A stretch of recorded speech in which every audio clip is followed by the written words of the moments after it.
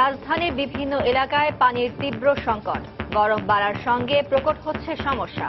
কোথাও কোথাও মিলছে ময়লা ও দুর্গন্ধযুক্ত পানি।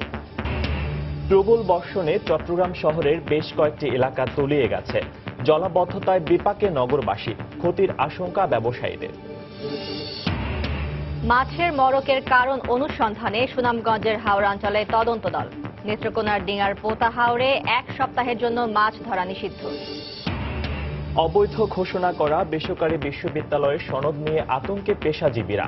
শিক্ষার্থীদের ওপর জালিয়াতির দায় না চাপানোর অনুরোধ, মামলা করার পরামর্শ ইউজিসির। ট্রানজিট সুবিধা ব্যবহার করে ভারতের উত্তর পূর্বাঞ্চলের গেটওয়ে হতে চায় ত্রিপুরা। পণ্যবাহী গাড়ি সরাসরি আগরতলা পর্যন্ত যাওয়ার সুযোগ চান বাংলাদেশি ব্যবসায়ীরা। এবং ব্রিটেনে মধ্যবর্তী নির্বাচনের ঘোষণায় পাউন্ডের দরে ঊর্ধ্বগতি, বেড়েছে প্রবাসীদের অর্থ পাঠানোর পরিমাণ। ঈদের আগে রেকর্ড সংখ্যক রেমিটেন্স পাওয়ার আশাবাদ।